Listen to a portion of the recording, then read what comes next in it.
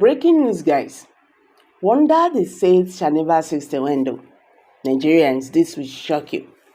The reason why Igbo governors and leaders, some of them, are afraid of Nnamdi Kanu's release.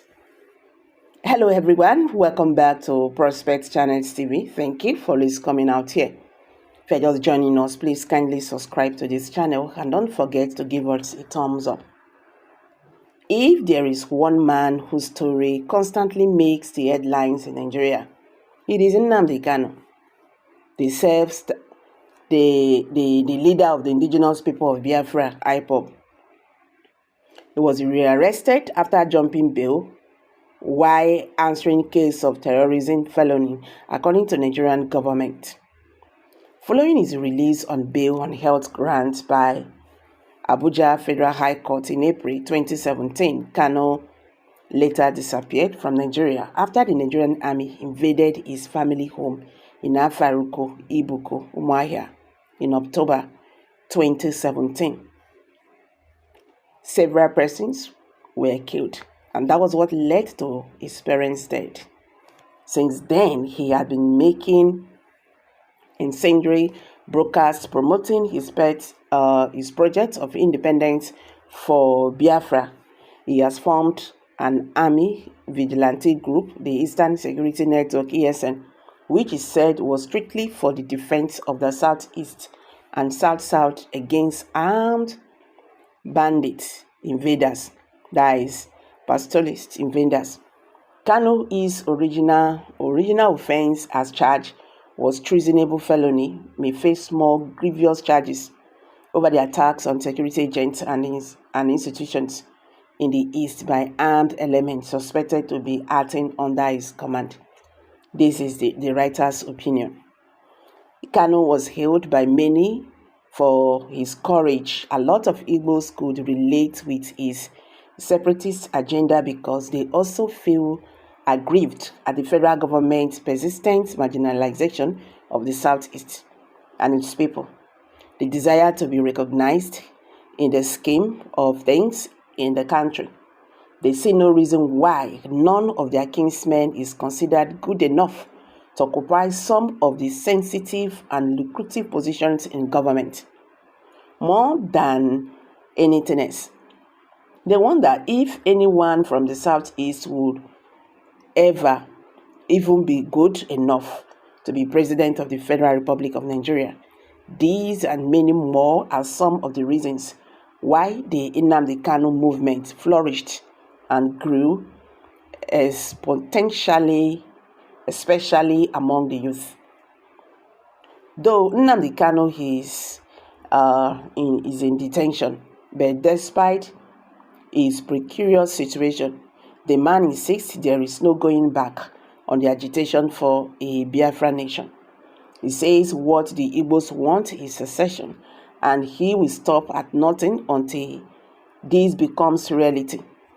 But in the midst of this saga, the following questions have become recurring decimal.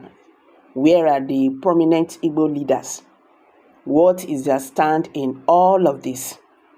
Why are they not throwing their weight behind their son, Nnamdi Kanu? Surprisingly, there has not been the kind of uproar that one expected would happen.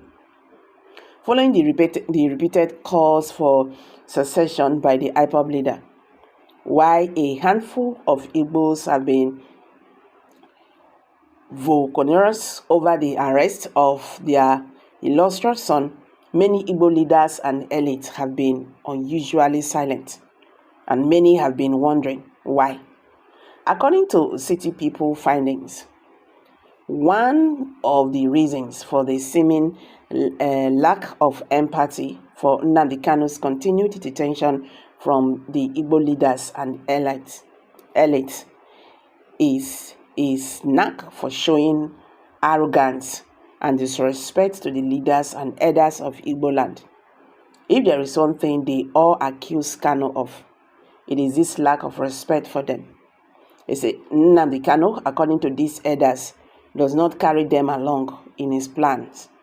So, they do not hold a prominent place in his scheme of things. He does not seek for their advice, and neither does he consult with them when taking very bold steps that are binding on all of them as Igbos. This is why till today, many of the Igbos insist they are not part of his succession plan, because as far as they are concerned, he has not involved them, and they have no idea how he intends to achieve it. It would be recalled that the APIS Igbo Social Cultural Organization, organizing the Igbo worldwide, also disassociated itself from the activities of the Nnamdi Kanu-led movement. There is also the issue of the lack of trust in Kanu's method. Many Igbo leaders and the elite are wary about his methods. They wonder why Nnamdi Kanu could go ahead to set up the arm wing of the IPOB movement, the Eastern Security Network, ESN, and unleash them on not just the nation's security institutions, but also on the Igbos themselves. Now, majority of Igbos live in fear of the menace of the ESN. They shut down markets, they order people to stay at home, and intimidate those who dare to disregard their orders, and to make things even more complicated. Each time they attack security institution, a couple of lives, usually Igbos, are lost. This has gotten many asking, why would a man who claims he is fighting for the emancipation of his people now send armed militants to kill the very people whom he claims to defend? To many, it simply does not add up. Well, this is the writer's opinion. Looking at what is going on, majority of Igbo leaders, or can I say Igbo leaders, they do not want to leave their comfort zone. And for that, anything can be done to make sure that Nnamdi Kanu do not succeed on this. Talking about insecurity in the Southeast, they have leaders, they have governors. Every now and then we hear unknown gunmen. And these people, after operating and whatever, they can never be apprehended. Why? They have Nigerian army everywhere in the Southeast. So when you look at it, we understand that the initial plan of Nnamdi Kanu has been thwarted by those people who do not want him to succeed, creating more problems for him, so that the government will see him, oh, this man is a criminal. That is just what is going on in the Southeast. You don't expect these people, who were watching, or who are watching their people, to be killed by these Fulani herdsmen, those armed Fulani herdsmen. If you can recall, before Nnamdi Kanu launched ESN, it was really, really very bad in the Southeast. Every now and then you hear how these people, you go to people's farm, with their animals, and when they challenge you, your head is off from your body. Only God knows. They go to people's homes, they do whatever they do to people's wives and children. It was really very bad. It was after Nnamdi Kanu launched ESN, then the Southeast governors said, oh, we actually need security. Then they launched a Bubago. So so to them, Nnamdi Kanu's ESN cannot take over their security, because it's like a big shame. Now you get your state as a governor, you not feel protect your people. You understand? And another person come they launch security to protect their people. They went and launched their own. And now the question, that Ebubago, how they take end down? Anyway, my people, if we enter this matter today, we not go finish.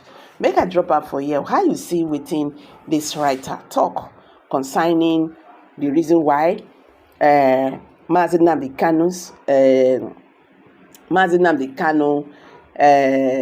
leaders, can I say, how do I put it? The Southeast leaders do not want Nnamdi Kanu to be released and all that. The reason he gave and all that.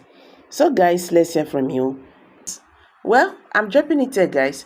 What's your take on this? kindly drop your comment below the comment section.